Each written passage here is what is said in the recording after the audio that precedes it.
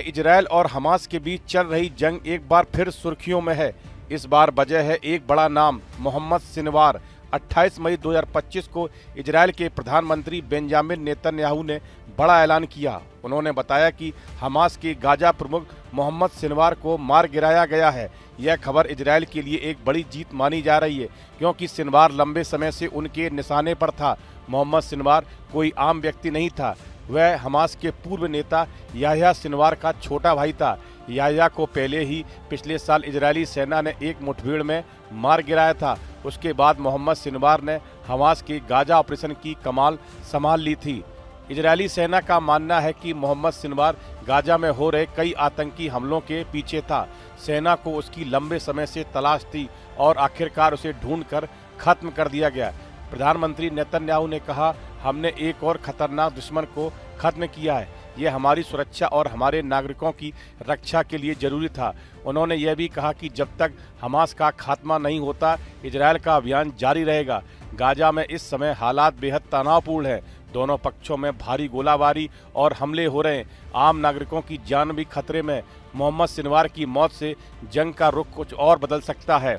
Hamas के इस सैन्य प्रमुख के मारे जाने के बाद अब गाजा में आतंक का अंत माना जा रहा है। इजरायली सेना इसे बड़ी कामयाबी के तौर पर देख रही है। इजरायली रक्षा बल यानी IDF ने मंगलवार को आधिकारिक बयान जारी करते हुए कहा कि मोहम्मद सिनवार को दक्षिणी गाजा के खान यूनिस इलाके में एक विशेष अभियान के दौरान निशाना बनाया गया। यह क्षेत्र हाल के महीनों में इजरायल और हमास के बीच संघर्ष का प्रमुख केंद्र रहा है।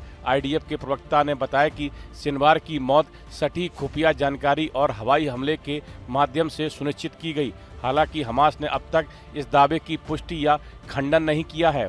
याह्या सिनवार हमास का सर्वोच्च नेता था। वह इजरायल के लिए मोस्ट वांटेड आतंकवादियों में से एक था। याह्या सिनवार को गत वर्ष इजरायली सेना ने एक हवाई हमले में मार गिराया था। मोहम्मद सिनवार का छोटा भाई बताया जा रहा है। हमास आतंकी संगठन में सिनवार के भाइयों का बड़ा खौफ था। हमास के सैन्य संगठन में दोनों की गहरी पैठ थी। ये दोनों ही भाई इजरायली खुफिया एजेंसियों के प्रमुख निशाने पर थे। हमास के आतंकियों ने 7 अक्टूबर 2023 को इजरायल पर 5000 से अधिक रॉकेट से हमला कर दिया था। आतंकियों ने इस दौरान इजरायली इलाकों में घुसकर 1200 लोगों को मौत के घाट उतार दिया था। साथ ही 238 लोगों को बंधक बना लिया था। इस हमले के जवाब में इजरायली सेना ने गाजा में भीषण सैन्य कार्रवाई शुरू की।